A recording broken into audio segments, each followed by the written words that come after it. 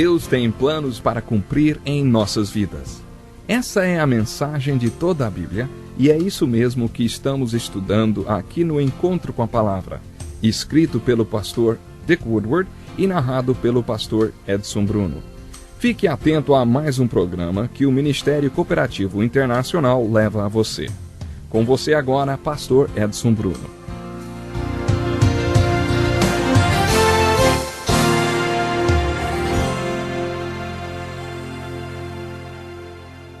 Chegou a hora quando temos juntos o nosso Encontro com a Palavra, o estudo mais importante do mundo, porque estamos estudando o livro mais importante do mundo, a Bíblia Sagrada, do Gênesis ao Apocalipse. Nessa sessão estudaremos a figura bíblica Jacó. Essa é a descrição do nascimento de Jacó, encontrada em Gênesis capítulo 25. E o Senhor disse a ela, Rebeca, há duas nações no seu ventre, dois povos serão separados do seu corpo. Um dos quais será mais forte que o outro, e o mais velho servirá ao mais novo. E cumprindo-se os seus dias para dar à luz, eis gêmeos no seu ventre, e saiu primeiro o ruivo e todo como um vestido cabeludo, por isso chamaram o seu nome Esaú. E depois saiu seu irmão agarrado com sua mão ao calcanhar de Esaú, por isso se chamou o seu nome Jacó. E era Isaque, da idade de 60 anos, quando os gerou. A história de Jacó envolve muitos capítulos no livro de Gênesis, assim como a história de Abraão. Esses capítulos englobam cerca de 20 anos na vida de Jacó. Tomamos a narrativa do capítulo 32. No 9º versículo, Jacó está orando e ele diz, Deus de meu pai Abraão e de meu pai Isaque, ó Senhor, que me dissestes, torna a tua terra e a tua parentela e far-te-ei bem. Menor sou eu que todas as beneficências e que toda a fidelidade que tivesse com teu servo.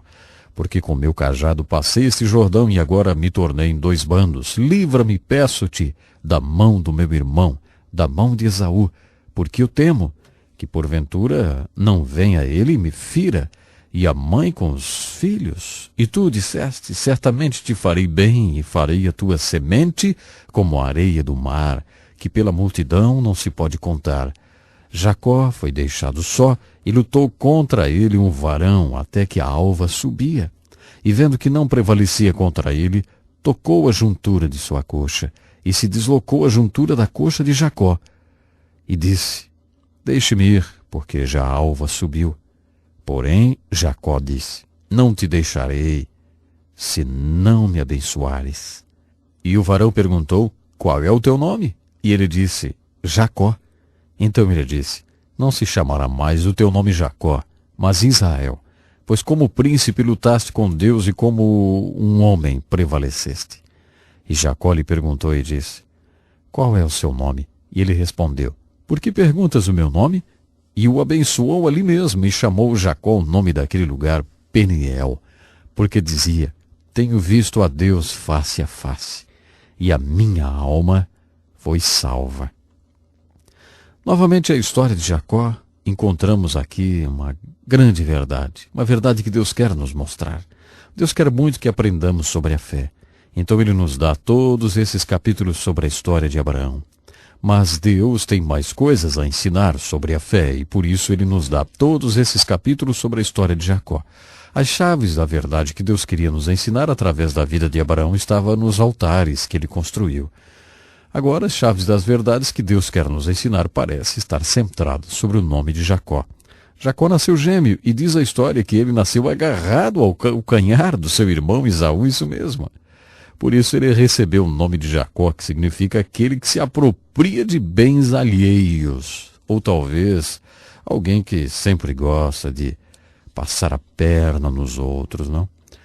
O seu nome realmente nos fala sobre o próprio homem, porque já que ele continuou no mundo e cresceu nesse mundo, ele era realmente alguém que estava passando a perna nos outros. Haviam duas coisas na casa de Jacó que eram dignas de se ter. Uma direito de primogenitura, uma bênção. Jacó havia se apoderado das duas, que era o direito de primogenitura e uma bênção. O nome dele foi muito bem dado.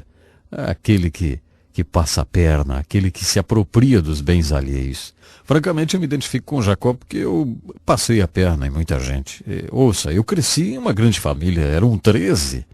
E crescer em uma família com 13 faz de você um sobrevivente, não? Então, vez por outra, tinha que passar a perna em algum irmão, né? E isso não era fácil. E por ser realmente um Jacó, então, eu me identifico aí com esse homem da história. Bom, mas essa história é muito interessante, a história do nascimento de Jacó. Deus estava falando de Esaú e Jacó antes deles nascerem. Não sinta a pena de Esaú. As Escrituras dizem que Esaú era um homem profano. Ele não ligava para a sua primogenitura e também não dava importância para as coisas espirituais. Esaú é o perfil do homem secular. Os descendentes de Esaú se tornaram os Edomitas. Aprenderemos mais sobre eles quando estivermos estudando o livro de Obadias. Eles moravam naquela área hoje conhecida como Cidade de Pedra Vermelha. Os Edomitas viviam em cavernas. Eles costumavam atacar comboios ou caravanas que passavam por aquela área do deserto ao sul de Jerusalém. Assim eles poderiam fugir para as suas cavernas que ficavam nos penhascos. Eles usavam cordas que eram puxadas para dentro das cavernas. Eles acreditavam que eram indestrutíveis. Eles acostumavam se juntar aos exércitos que iam saquear Jerusalém. Os povos que vieram de Esaú eram inimigos mortais de Israel. Não sinta pena de Esaú. Já que Deus é Deus, ele conhece tudo. Quando Deus olhou dentro do ventre de Rebeca, ele já sabia o que viria daqueles dois gêmeos. Deus não tem qualquer tipo de surpresa. Sabendo do que iria acontecer, Deus nos diz: eu amo Jacó, mas eu odeio Esaú. Quando estudamos a história de Jacó como um registro biográfico, o foco da história é a palavra graça. Com a história, talvez vamos olhar assim, pela história de Abraão aprendemos sobre a fé. Na história de Jacó aprendemos sobre a graça. A palavra graça significa o favor e a bênção de Deus que eu e você não merecemos. O que é interessante em Jacó, já que ele é realmente um homem que passa a perna nos outros, ele pensa que toda a sua bênção vem de Deus porque ele é uma pessoa assim. Mas o Novo Testamento nos diz que Jacó não conseguiu toda aquela bênção porque ele era muito bom em enganar e tomar as coisas das pessoas, mas sim, de acordo com o Novo Testamento, por causa da graça de Deus. Antes do nascimento de Jacó, já era um plano de Deus dar todas aquelas bênçãos a Jacó. Nessa história de Jacó, a verdade que Deus está compartilhando conosco é realmente o que podemos chamar de crise de identidade. A Bíblia usa a palavra pessoa de várias maneiras. Ela nos diz que temos grandes problemas quando somos opostos a nós mesmos e quando vamos contra esta exclusividade que é de cada um. De acordo com a Bíblia, o que devemos fazer é recuperar nós mesmos. Segundo Jesus, a última coisa que nós devemos fazer no mundo é perder a nós mesmos. Quando o filho pródigo decide voltar para casa, é dito: então, caindo em si, ele resolveu voltar. Você conhece. Deus quer que descubramos essa única individualidade que ele planejou para cada um de nós. Na carta de Paulo aos Romanos, capítulo 12, os primeiros 2 versículos, isso é chamado de a boa, aceitável e perfeita vontade de Deus para você e para mim. Quando pessoas não entendem isso, muitos a chamam de crise de identidade. E é isso que a vida de Jacó ilustra, uma crise de identidade. Alguns psicólogos costumam dizer que se você tem 3 filhos e há um intervalo muito pequeno entre os nascimentos, 1 ano ou 2, por exemplo, a dinâmica de suas pequenas personalidades se formarão de acordo com as suas posições na família. Por exemplo, dizer que o primeiro irá sempre manipular os outros porque cresceram juntos. E então esses manipuladores serão excelentes executivos. Já que eles sempre manipularam, fizeram as coisas acontecerem, suas personalidades se formam em torno disso e eles se tornam executivos. Eles passam a vida dizendo às outras pessoas o que fazer. Acredita-se que o segundo, para escapar do primeiro, se torna um manobrista. Ele sempre tentará escapar do manipulador, então ele se tornará um excelente manobrista. As crianças que nascem segundo nascem para serem excelentes advogados, diplomatas, negociadores, pessoas que sabem o jogo de cintura, como manobrar a vida. A terceira criança, eles dizem, fica presa entre o fogo cruzado. No meio do manipulador e do manobrista, ele fica tão frustrado que ele começa uma batalha.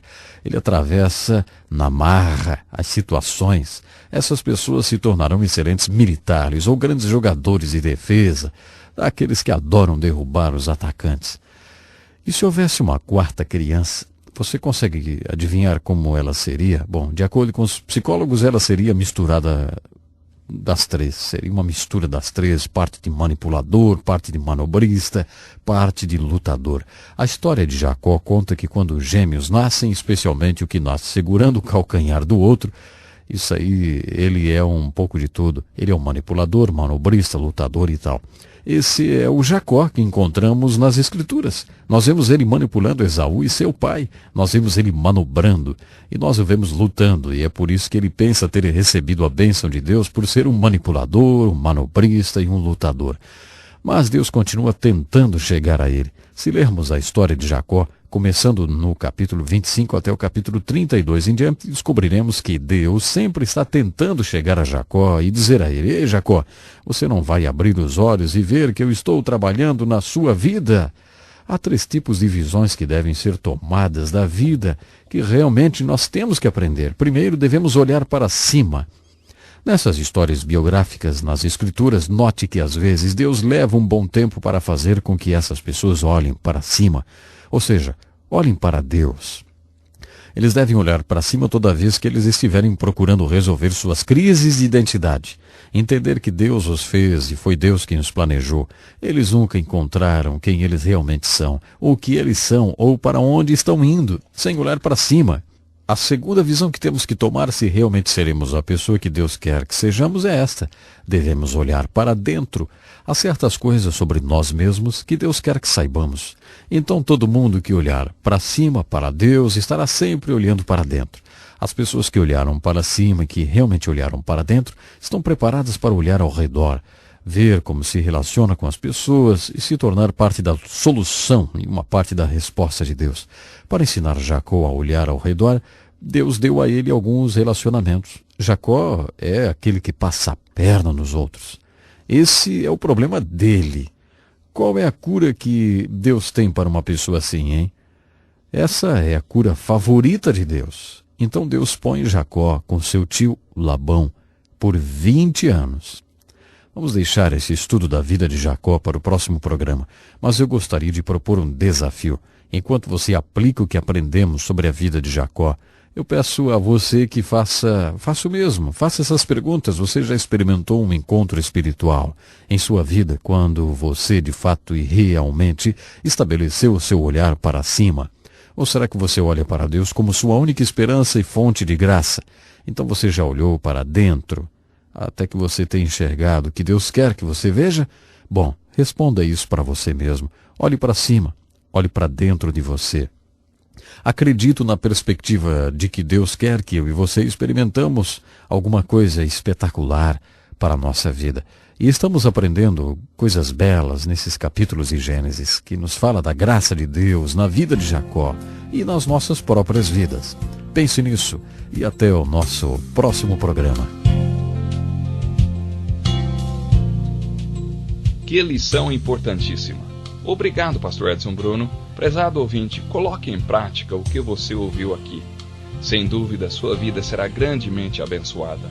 Este é um estudo escrito pelo Dr. Dick Woodward, na voz do Pastor Edson Bruno. Escreva-nos e solicite o material. Nosso endereço é Encontro com a Palavra, Caixa Postal 2011, CEP 89201-970, Joinville, Santa Catarina. Até o nosso próximo Encontro com a Palavra.